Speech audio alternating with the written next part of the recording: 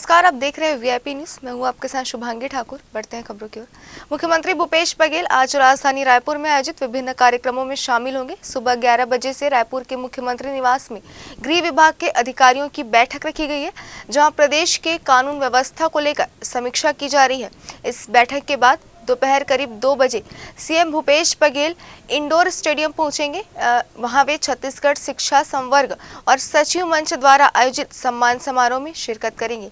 इसके साथ ही आपको बता दें कि इसके बाद शाम करीब 6 बजे रायपुर के सर्किट हाउस में शासकीय अभिभाषक लोक अभियोजक द्वारा आयोजित सम्मान समारोह में मुख्यमंत्री भूपेश बघेल शिरकत करेंगे।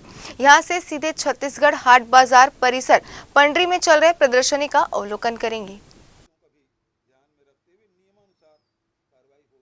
छत्तीसगढ़ सरकार ने वर्ष 2021 और 22 शैक्षणिक सत्र के दौरान कॉलेजों की परीक्षाओं को ऑनलाइन लिए जाने का आदेश जारी कर दिया है। आदेश में बताया जा रहा है कि कोविड-19 काल के दौरान ऑनलाइन पढ़ाई होने की वजह से ये फैसला लिया गया है। बता दें कि सरकार के इस आदेश से पहले पंडित रविशंकर यूनिवर्सिटी की ओर से ऑफलाइन परीक्षा लिए जाने का आदेश जारी किया जा चुका था, लेकिन उसके बाद कांग्रेस छात्र संगठन NSUI द्वारा यूनिवर्सिटी कैंपस में जमकर विरोध प्रदर्शन किया गया। इस प्रदर्शन के बाद मुख्यमंत्री भूपेश बघेल ने इस बार भी ऑनलाइन परीक्षा लेने का निर्देश दिया था। स्वागत करता है। साथ ही वर्चुअल माध्यम से जुड़े हुए विभाग के राजस्व एवं पंजीयन रायपुर स्थित भाजपा के प्रदेश कार्यालय कुशाभाऊ ठाकरे परिसर में भारतीय जनता युवा मोर्चा कार्य समिति की अहम बैठक रखी गई। इस बैठक में भारतीय जनता युवा मोर्चा प्रदेश अध्यक्ष अमित साहू, प्रदेश प्रवक्ता अनुराग सिंह देव सहित तमाम पदाधिकारियों और कार्यकर्ता मौजूद रहे। इस बैठक में आगामी विधानसभा चुनाव की तैयारी को लेकर रणनीति तैयार की गई। बैठक के बाद जानकारी देते हुए भाजपा प्रदेश प्रवक्ता अनुराग सिंह देव ने बताया कि भाजयुमो द्वारा प्रदेश भर में 4 लाख से अधिक युवाओं की टीम तैयार की जा रही है। इसके साथ ही सरकार की नाकामियों को भाजपा किस तरह जनता के बीच लेकर जाएगी, इसकी जानकारी भी उन्होंने दी है।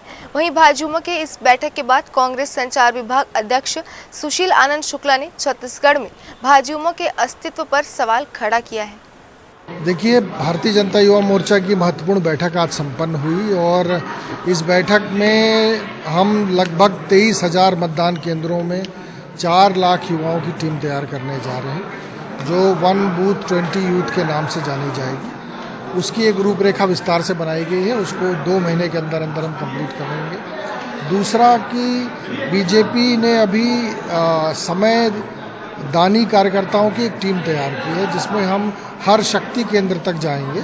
उसमें साइबर विस्तारक युवा मोर्चा के होंगे, तो साइबर विस्तारक की ट्रेनिंग होनी है, उसके लेकर उसकी सूची बनाई गई है।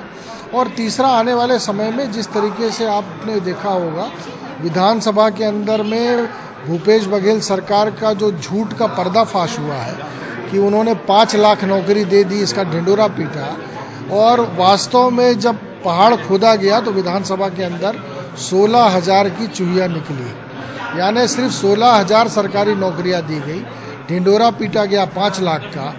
2% बेरोजगारी दर बची है छत्तीसगढ़ में, ऐसा बताया गया।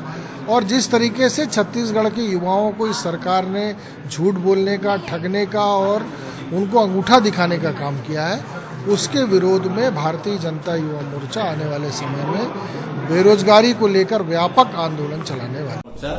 जमीनी स्तर पर पूरी तरीके से विफल साबित हो गई। छत्तीसगढ़ में तो भारतीय जनता युवा मोर्चा का कोई अस्तित्व बचा ही नहीं है। जब से छत्तीसगढ़ में कांग्रेस की सरकार आई है तो भारतीय जनता पार्टी मुद्दा विहीन हो चुकी है।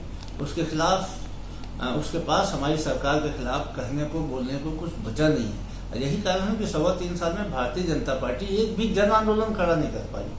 तो भाजयुमो के पास क्या रहेगा? अब भारतीय जनता युवा मोर्चा सोचती है कि वह IT सेल के माध्यम से या साइबर के माध्यम से गलत चीजें प्रचारित करके सरकार के खिलाफ माहौल बनाएगी। तो वह मुगालते में है, काठ की हांडी बार बार नहीं चढ़ा करती है। एक बार नरेंद्र मोदी जी के छलावे में देश की जनता आ चुकी है 2014 में, दूसरी बार नरेंद्र मोदी के छलावे में 2019 में देश की जनता आ चुकी है।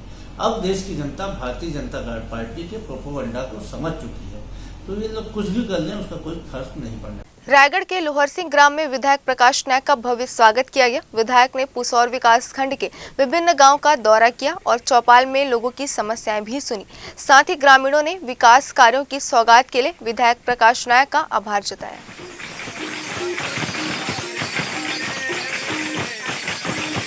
दिया नहीं है वो मेंबर एक साल में 6 आगे व्यवस्था करें हम इतने 5 कहा थे और कि जब फार्म भरनी है तो फिर आगे साल में अभी मार्च के बाद में फिर भरिए फार्म तो हम मतलब फिर दबाबो तो हर गाँव में बड़ी ज़्यादा पाई हुई गाँव में वो मेंबर साल के 6,000 पहला किस 2,000 मिल कितना दोनों गाँव में मिली होगी कई पाइने का सरपंच साहब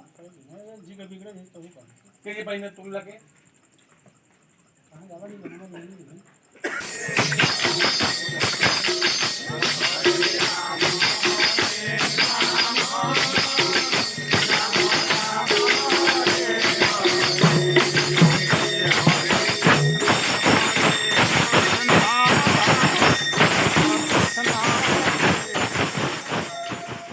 रायगढ़ से 25 किलोमीटर की दूरी पर जामगांव रेलवे स्टेशन में बड़ी दुर्घटना हुई है। जानकारी के अनुसार जामगांव स्थित रेलवे स्टेशन में मालगाड़ी की 7 बोगियां पटरी से उतर गई, जिसमें इंजन भी पलटी हुई है। अभी तक किसी के हताहत होने की कोई खबर नहीं आई है। सरगुजा जिले के जरही नगर पंचायत क्षेत्र में 12वीं की छात्रा के साथ दुष्कर्म करने के बाद हत्या कर फांसी पर लटका दिए जाने से एक बार फिर निर्भया की घटना लोगों के जहन में उतर चुकी है।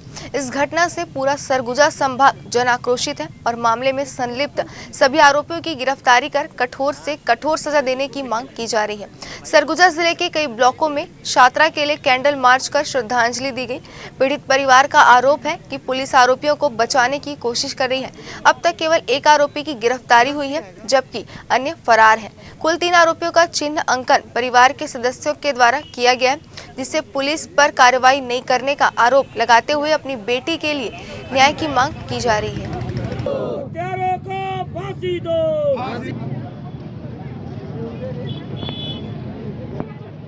इम्प्रेसी के हत्यारों को फांसी दो, फांसी दो।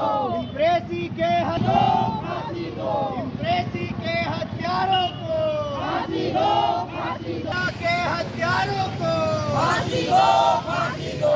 बहनों के हत्यारों को फांसी दो, फांसी दो। इतना बड़ा दुखद घटना घटित हो गया और बीच से पूरा समाज वहाँ पर था, फिर भी किसी को पता नहीं चला। सभी मिलजुल कर एक होकर अपनी बेटी को न्याय दिलाएं। वो किसी एक माँ बाप की बेटी नहीं है, वो हमारी सभी की बेटी है। अगर आज इसके साथ ऐसा हो सकता है तो हर लड़की खतरे में है। क्या समाज जागा है और क्या बेटियाँ जागी हैं, कुछ भी नहीं है। और अगर कोई भी शासन प्रशासन या कोई भी इंसान इन लोगों को मदद कर रहा है तो बहुत ही गलत बात है। हम सब यही चाह रहे हैं कि जल्द से जल्द कार्रवाई हो और कोई सुनवाई कुछ नहीं, बस इन लोगों को फांसी दे। हम लोग का बस यही मांग है कि अपराधियों को फांसी मिले। यहाँ हम लोग श्रद्धांजलि देने आए थे। जरही की ये लड़की है, बहुत ही प्यारी बच्ची है, जिसको हम लोग को बहुत ही दुख हुआ ये जान के कि इसका ऐसा हुआ। इसके साथ ऐसा नहीं होना चाहिए और उसको अपराधी को फांसी मिलनी चाहिए। हमारे हिसाब से 3 आरोपी है और ये लोग 2 आरोपी से अच्छे से पूछताछ करना ही नहीं चाहते और मयंक पांडे के बारे में तो लोग बात ही नहीं करना चाहते हैं। मतलब आप कार्रवाई करिए ना भाई, पूछताछ करिए, कड़ाई से पूछताछ करिए। आप पहले क्यों निर्णय कर लिए हैं कि ये है ही नहीं गुनहगार? जब ये लोग फर्स्ट दिन ही आए, ताला खोले, अंदर गए, वहाँ के जो स्थानीय थाना है वहाँ के आए थानेदार लोग, वो लोग गए और सीधे देखे और बोल दिए कि नहीं ये आत्महत्या है। मैं तो 98% बताता हूँ आत्महत्या है। उस समय जब हम लोग लड़े और चिल्लाए, मेरे दामाद ऊपर तक फ़ोन किए, तब इन लोग आगे जा कर के फिर ताला लगाए और सील किए घर को। नहीं तो ये लोग उसी टाइम उठाते बेटी को और ले जा करके पोस्टमार्टम करके रख देते हैं वहाँ और हम लोग को पता भी नहीं चलता कि बेटी के साथ क्या हुआ है। हमारे लिए लोग खड़े हो रहे हैं, लेकिन आज हमको अगर किसी से बोलना है, नेता से बोलना है या को करना है तो उसके लिए धरना प्रदर्शन हम लोगों को करना पड़ता है, रैली निकालना पड़ता है, चिल्लाना पड़ता है, थाना में भी चिल्लाना पड़ता है। संरक्षण प्राप्त है वो शुरू से ही है। जिस दिन जरही में ये कांड हुआ उस दिन हम लोग दिन भर थाना में इसी मैटर को लेकर के सुबह 10 बजे से लेकर के शाम को 5 बजे तक लड़ाई किए हैं। एक लड़के का नाम दे करके उसके लिए लड़ाई किए हैं। अगली खबर भिलाई से, जहां मुख्यमंत्री भूपेश बघेल के भिलाई 3 स्थित निवास पर बेमेतरा के ग्राम पंचायत रचपुड़ी के वासी जब ज्ञापन सौंपने पहुंचे तो पुलिस ने उन्हें सीएम हाउस के पहले ही रोक लिया। इसके बाद इन लोगों ने वहीं खड़े होकर नारेबाजी शुरू कर दी। अंत में कुछ लोगों ने सीएम कार्यालय में अपना आवेदन दिया और वापस चले गए।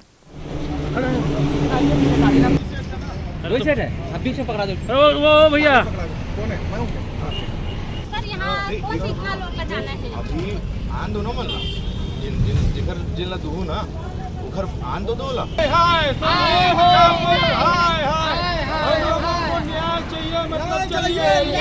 15 साल से मैं नौकरी कर रहा हूँ 7,000 में। क्या गोपनीयता भंग के चक्कर में हम लोग सीधा एक तरफा मुक्त, किसी नाराबाजी किसी वो चक्कर मनसा से आज ही नहीं। ये सभी लोग गाँव पंचायत के हरे, मैं सरपंच हूँ गाँव के, हमें सभी पंच मन लेकर पंचायत। हम लोगों 15 साल से मैं नौकरी कर रहा हूँ 7,000 में। क्या गोपनीयता भंग के चक्कर में हम लोग सीधा एक तरफा मुक्त। जो आरोप लगे कि है ये सरासर गलत है। अगर ऐसे कुछ है तो कर उच्च स्तरीय जांच हुए जाए और ये लड़का मतलब जो है जो 4 लोग एक जातिवाद के तहत सस्पेंड किए गए, तो चारों के चारों जो है वो हमारे SC ST के ही क्यों हैं? इसमें अदर भी तो शामिल हो सकते हैं, पर नहीं, सिर्फ ST SC के साथ में एक जातिवाद मुद्दा सामने रखते हुए मतलब सस्पेंड किए गए। चिकित्सालय बेमे तरह से आया हूँ, लगभग 15 साल हो गए मेरे को वहाँ नौकरी करते हुए। उसके बाद भी ये लोग जबरदस्ती इल्जाम डाल के हम लोगों को 4 जने को सस्पेंड कर दिए हैं। हम लोग इसलिए मुख्यमंत्री ज्ञापन सौंपने के लिए आए। रायगढ़ के जामगांव स्टेशन में भीषण रेल हादसे की खबर सामने आई है। जामगांव स्टेशन में खड़ी एक मालगाड़ी को दूसरी मालगाड़ी ने जोरदार ठोकर मार दी, जिसके चलते लोहे के सरिया से लोड दोनों मालगाड़ियों से आधा दर्जन से भी अधिक डिब्बे पटरियों पर उतरकर फैल गए। वहीं इस घटना में रेल का इंजन भी पटरी से उतरकर पलट गया है। इस टक्कर के कारण हावड़ा मुंबई रेल मार्ग बुरी तरह से प्रभावित हुआ है। घटना की जानकारी मिलते ही उड़ीसा, संबलपुर और बिलासपुर डिवीजन से राहत दल भी रवाना हो गया है। इस घटना में अभी तक किसी के हताहत होने की जानकारी नहीं मिली है। वहीं घटना की जांच के आदेश दिए गए हैं। कई ट्रेनों को अलग अलग स्टेशनों पर रोका गया है। वहीं रेलवे के अधिकारी मौके के लिए रवाना हो गए हैं। सामने का 1 2 3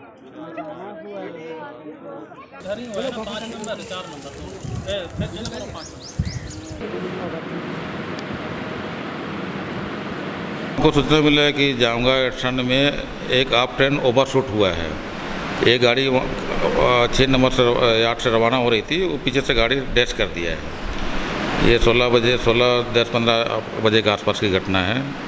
यहाँ से हेल्प के लिए एक टीम निकली है और वहाँ से अभी और कोई सूचना हमको मिला नहीं है। सरगुजा जिले के सीतापुर जनपद के दूरस्थ ग्राम पंचायत पेटला में आयोजित जन समाधान चौपाल में लोगों की समस्याओं का समाधान संबंधित विभाग के अधिकारियों द्वारा किया गया, जिससे ग्रामीणों को कई समस्याओं से निजात भी मिली है।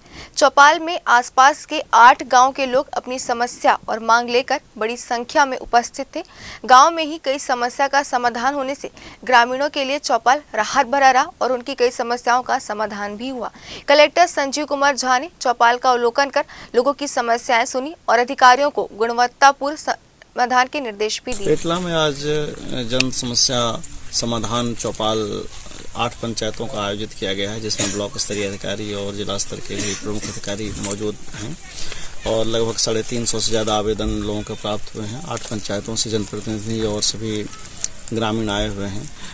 सभी विभागों ने अपने अपने विभाग की जो प्रमुख योजनाएं हैं उसके बारे में बताया है। 8 पंचायतों के जो पटवारी हैं, RI हैं, उन्होंने V1 खसरा का वाचन किया, जिससे खोती नामांतरण के जो पेंडिंग केसेस हैं उसका निराकरण हो सके। इसके अलावा भी लोगों ने अपनी अपनी बातें रखी है, आवेदन के माध्यम से दिए हैं, तो उसमें जिसका निराकरण स्थल पर हो जाएगा उसका स्थल पर करेंगे, बाकी को जिला स्तर से और शासन स्तर से उसको हम लोग निराकरण करवाएंगे। सरगुजा जिले के ग्रामीण अंचल में खाए जाने वाले मुर्रा लड्डू की परंपरा को कायम रखने के लिए सीतापुर के आदर्श गौठान सोनतराई में स्व सहायता समूह की महिलाओं ने मुर्रा लड्डू बनाना शुरू किया है। यहां से बने मुर्रा लड्डू को बाजार और सी-मार्ट में भी बेचा जाएगा।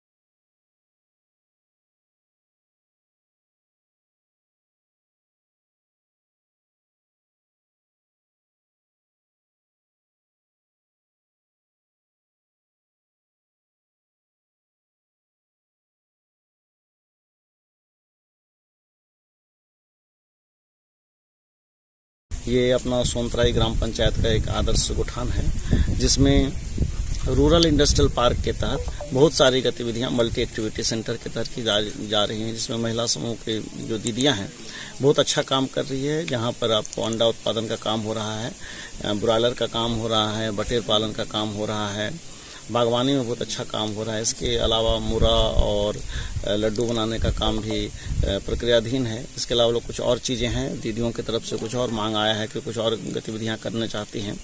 तो आजीविका मूलक गतिविधियां गोठानों में गतिविधियों का मुख्य केंद्र रहे कि सामान्य मुख्यमंत्री जी का मंशा है रिपा के तहत, तो उसी के तहत ये प्रथम चरण में ये गोठान लिए गए थे। इसको हम लोगों को और कंसोलिडेट करना है। तो उसी जिला पंचायत और बाकी सभी अधिकारियों के साथ हम लोग यहाँ पर इसी चीज़ को देख रहे हैं। मुक्ति बोध राष्ट्रीय नाट्य समारोह के दूसरे दिन रंग मंदिर में भोपाल के दोस्त थिएटर ग्रुप ने बंकिम चंद्र चट्टोपाध्याय की रचना आनंद मठ का मंचन किया, जिसके निर्देशक आलोक चटर्जी हैं। इस पर हमारी सहयोगी नौशीन ने उनके जीवन और नाटक के बारे में बातचीत की। आइए सुनते हैं। Chhattisgarh visual art society VIP news में मैं नौशीन परवीन आपका स्वागत करती हूँ। आज हमारे साथ मौजूद हैं देश के जाने माने रंगकर्मी आलोक चटर्जी जी। इनके नाटकों के अलावा व्यक्तिगत जीवन के बारे में भी आज हम बातचीत करेंगे। आलोक जी, आपका Chhattisgarh film visual art society और वीआईपी न्यूज़ में स्वागत है। नाटक के क्षेत्र में शुरुआत कब हुई आपकी? मैं नाटक के क्षेत्र में किसी को देख के नहीं आया, ना मुझे किसी ने कहा कि ये नाटक है और तुम्हें इसमें काम करना चाहिए। मेरे घर में ही वैसा वातावरण था ईश्वर की कृपा से, क्योंकि मेरे पिताजी भी अंग्रेज़ी में नाटक करते थे अपने स्कूल कॉलेज डेज़ में, और माँ संगीत से जुड़ी हुई थी। तो 5 साल की उम्र में मेरी माँ ने मुझे टैगोर की कविता याद करा के दुर्गा पूजा के मंडप में भेजा था। तो मैं 5 साल की आयु में ही रंगमंच पे आ गया था। तब मुझे रंगमंच का अर्थ भी नहीं पता था, लेकिन मैं रंगमंच पे आ गया था। तो इस तरह से मेरा आना हुआ और तब से मैं रंगमंच में हूँ। हमारे देश में कई भाषाओं में थिएटर होते हैं, इनमें हिंदी पट्टी का जो रंग कर्म है उसकी स्थिति को आप किस तरह से पाते हैं? बाल्यावस्था से, मतलब जहाँ मराठी, बंगला, कन्नड़ इन भाषाओं में 600 साल से रंग कर्म हो रहा है, वहीं हिंदी भाषा का जन्म ही अभी 200 साल पहले हुआ है, बल्कि पूरे 200 साल भी शायद अभी नहीं हुए। तो एक ग्रो होती हुई भाषा है और बहुत बड़ी भाषा है दुनिया की, और इसको बोलने वालों की संख्या बहुत ज़्यादा है दुनिया में। और हिंदी रंगकर्म की जहाँ तक बात है, वो अभी तक टिकट बेस ऑडियंस पे नहीं होता। वो या तो सरकारी समारोह में होता है या हम लोग अपने यार दोस्तों के समारोह में करते हैं, जहाँ जानने पहचानने वाले लोग नाटक देखने आते हैं, या पास वाले आते हैं या प्रेस वाले आते हैं। लेकिन अगर कहें कि टिकट लेकर 500 रुपये की नाटक देखने कोई आता हो, ऐसी कोई परंपरा हमारी हिंदी रंगपट्टी में कहीं नहीं है। बरसों पहले पारसी थिएटर में रही होगी, लेकिन अभी तो बिल्कुल भी नहीं है। यहाँ तक कि दिल्ली में भी भारत रंग महोत्सव को छोड़ दें तो टिकटेड ऑडियंस नाटकों में नहीं है। और जब तक टिकट लेकर दर्शक नहीं आएंगे, नाटक का खर्च निकल नहीं सकता, नाटक के रिपीट शो की संभावनाएं नहीं होंगी, और नाटक करने वाले लोगों को कोई आर्थिक सुरक्षा भी नहीं मिलेगी। इसीलिए आज भी छोटे छोटे राज्यों में, आसाम में मोबाइल थिएटर है और वहाँ लाखों रुपए मिलता है एक्टर को। बंगाल में वैसे तो गरीबी है, लेकिन यात्रा के एक्टर को तो 65 लाख से 75 लाख तक 6 महीने के मिलते हैं। लेकिन उस मुकाबले में देखें तो हिंदी रंगमंच ही अभी इतना ग्रो नहीं कर पाया कि 10 लाख रुपए लगा के नाटक करें और 15 लाख रुपए वापस कमा लें। तो उस मामले में हिंदी रंगमंच थोड़ा पीछे है। आलोक जी, इन दिनों वेब सीरीज़ का जो चलन है वो बढ़ता जा रहा है, तो इससे कलाकारों को किस तरह का लाभ हो रहा है? वेब सीरीज से कलाकारों को बहुत लाभ हो रहा है, क्योंकि भोपाल, पटना, भुवनेश्वर, रायपुर ऐसी जगहों पर राज्य सरकारें सब्सिडी भी दे रही हैं। तो लोग आ रहे हैं, और स्थानीय जहाँ पर रंगकर्म बहुत मजबूत है वहाँ पर थिएटर वाले एक्टरों को बड़ा फ़ायदा हुआ है कि वो पहले बेचारे 50-60 हज़ार रुपये खर्च करके अपना पोर्टफोलियो बनाते थे, फिर बॉम्बे में जाके अपनी तस्वीरें दिखाते थे कि मैं बड़ा टैलेंटेड एक्टर हूँ, मुझे काम दे दो। वो सब अब ख़त्म हो गया। अगर आपके पास काम का हुनर है तो कोई ना कोई आपको ढूंढ लेगा, और आप घर बैठे शूटिंग कीजिए और शूटिंग के बाद घर चले जाइए, और थिएटर जो कर रहे हैं वो करिए, उससे कौन रोक रहा है। तो एक आर्थिक सुरक्षा मिल रही है, बड़े प्लेटफॉर्म पर पहचान भी मिल रही है, और ये एक स्वागत योग्य कदम है। आलोक जी, आज आप नाटक जो मंचित करने जा रहे हैं उनके बारे में संक्षेप में हमको जानकारी बताइए। दरअसल मैं पहले अपना एक सोलो भी करने वाला था, लेकिन स्वास्थ्य कारणों से मैं नहीं कर पा रहा हूँ, उसको ऐसी थोड़ा इशू है। तो आनंद मठ आज होगा 7:30 बजे से। तो आनंद मठ जो है ये मूल रूप में उपन्यास है बंकिम चंद्र चट्टोपाध्याय का, और ये 1880 में प्रकाशित हुआ था। और ये भारत की स्वाधीनता का एक गुमनाम स्वाधीनता की लड़ाई है ये, जिसके बारे में बहुत लोगों को नहीं मालूम कि 1742 में सन्यासियों ने मुगलों और अंग्रेज़ों के खिलाफ विद्रोह किया था सशस्त्र, और इसमें 40,000 सन्यासी मारे गए थे। उस समय बंगाल के गवर्नर वॉरेन हेस्टिंग्स थे, इसका ऐतिहासिक दस्तावेजीकरण है। और वंदे मातरम जो हम बोलते हैं, वंदे मातरम गीत पहली बार इसी उपन्यास से आया। इसीलिए मैंने आज की पीढ़ी के लिए, आज के दर्शकों के लिए आनंद मठ को चुना कि एक तो ये रेडीमेड नाटक नहीं है, और इसके पहले इसका किसी भी भाषा में कोई शो नहीं हुआ है। 1955 में एक फिल्म ज़रूर बनी थी, लेकिन नाटक नहीं हुआ। तो नाटक ये पहला ही है हिंदी में जो आया। तो 1 घंटे 28-30 मिनट की प्रस्तुति है ये, और इसमें उपन्यास से हमने सारे सार तत्वों को निचोड़ा है कि कैसे कहानी आगे बढ़ती है। और आप देखेंगे कि एक सादे मंच पर सादे से दृश्य विधान में कलाकारों का अभिनय और बंकिम के वाक्य जो बोलते हैं वो अपने आप में एक नई दृष्टि, नई संसार की रचना करते हैं। भारतीय जनता पार्टी जिला कार्य समिति की बैठक बीते दिन भाजपा जिला कार्यालय एकात्म परिसर में आयोजित की गई। इस दौरान पूर्व मंत्री बृजमोहन अग्रवाल, जिला अध्यक्ष श्रीचंद सुंदरानी समेत भाजपा पदाधिकारी और कार्यकर्ता मौजूद रहे। बैठक के बाद पूर्व मंत्री बृजमोहन अग्रवाल ने चर्चाओं की जानकारी दी। बृजमोहन ने बताया कि भाजपा अब पूरी तरह चुनावी मोड में आ गई है। पुराने कार्यों की समीक्षा की गई और नई कार्य योजना बनाकर चुनाव में उतरने की तैयारियां की जा रही है।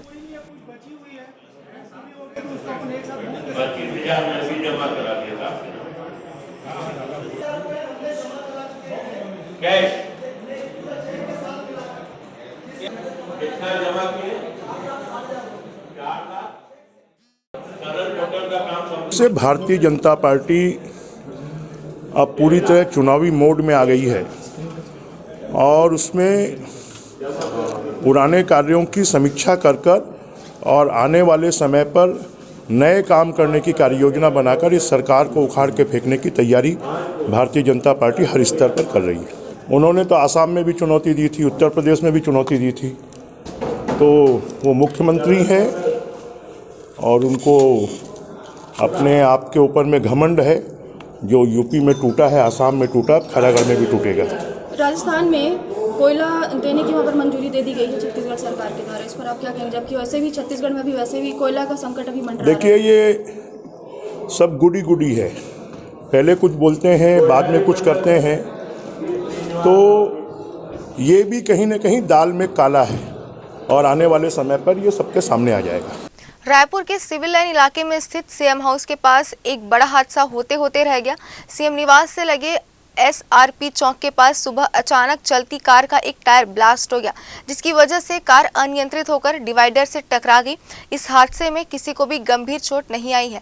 जानकारी देते हुए civil line CSP Virendra Chaturvedi ने बताया कि बैरन बाजार निवासी मोहम्मद जुनैद की कार थी। साथ ही पुलिस की टीम ने मौके पर पहुंचकर कार को हटवाया और आगे की कार्रवाई जारी है। ये SRP चौक के थोड़ा सा पहले एक कार है CG 07 BC 8010, जिसके चालक मोहम्मद जुनैद जो बैरन बाजार निवासी है, अपनी कार से जा रहे थे। कार के पिछला पहिया जो है वो अचानक फट गया, जिसके कारण कार जो है अनियंत्रित होकर जाके डिवाइडर में टकरा गई। और इस प्रकरण पे पुलिस के द्वारा संज्ञान लेते हुए इसमें अपराध पंजीबद्ध कर विवेचना में लिया गया है। गाड़ी को वहाँ से मौके से हटाया गया। चूँकि SRP चौक से ये छत्तीसगढ़ क्लब चौक वाला रोड जो है उसमें ट्रैफिक चलती रहती है, और एक ऐसी घटना अचानक कार के टायर फटने से हुई। जांजगीर चांपा जिले के श्री नारायण थाने में एक व्यक्ति के खिलाफ 2 गंभीर अपराध की शिकायत पहुंची है। पहले बाप बेटी पर पुरानी रंजिश के चलते हमला करने का FIR दर्ज हुआ था। फिर आरोपी के भाई की पत्नी ने थाने पहुंचकर दुष्कर्म का मामला दर्ज कराया। पुलिस दोनों मामले में अपराध दर्ज कर जांच में जुट गई है। लेकिन अब श्री नारायण थाना क्षेत्र के कचंदा गांव के आरोपी श्याम सुंदर ने नीम के पेड़ पर फांसी लगाकर आत्महत्या कर ली। और हम लोग कॉलेज जा रहे थे पेट्रिकल दिलाने। मैं कचंदा की रहने वाली हूँ। मतलब वो बीच रास्ता में श्याम सुंदर नाम का आदमी वो हम लोगों को बीच में रोक के हम लोगों को सीधा छड़ से मारने लगा और पत्थर से भी वो मारने का हमला किया और मेरे हाथ में भी चोट लगा है। साजा खार के पास रोड ऊपर श्याम सुंदर हराइस और राड में मतलब रोक करके मतलब मारे के प्रयास करी जान से तो मारे के राड में वार करिस। चूँकि मोर गुड़िया साथ में भी रिसे बीच बचाव करें ओकर बाद मोर दांत वगैरह सब टूट गए और थोड़ा पुलिस की जान सहित मारी है इसके के ओकर लक्ष्य से।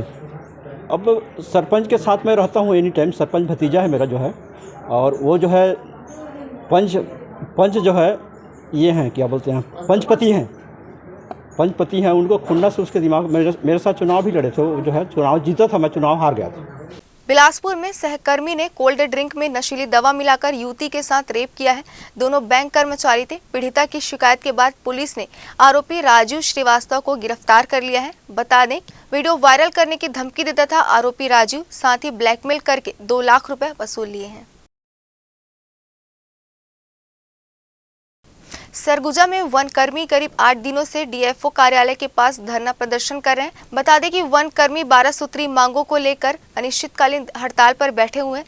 दरअसल जंगल की सुरक्षा भगवान भरोसे है। पूरा जंगल आग का गोला बनता जा रहा है। दमकल वाहन से आग बुझाने की कोशिश की जाती है, लेकिन आग पर काबू पाना मुश्किल हो रहा है। सेटअप लागू करना होगा। अभी तो अंगड़ाई है। हम लोग 21 तारीख से अनिश्चितकालीन आंदोलन पर बैठे हुए हैं। वैसे तो हम लोग का 12 सूत्रीय मांग है। 12 सूत्रीय मांग में 4 मांगे हम लोग के पूरा हो चुके हैं और बाकी जो मेन मांगे हैं वो बची हुई हैं। तो उन मेन मांगों का जब तक आदेश नहीं हो जाता हम लोग अपना अनिश्चितकालीन आंदोलन जारी रखेंगे। सरकार की मंशा है। हम लोग को 2 बार वार्ता हो चुका है। उस वार्ता में मैं छत्तीसगढ़ अभी पिछले शुक्रवार को पीसीसीएफ महोदय से वार्ता हुई जिसमें मैं भी उपस्थित था।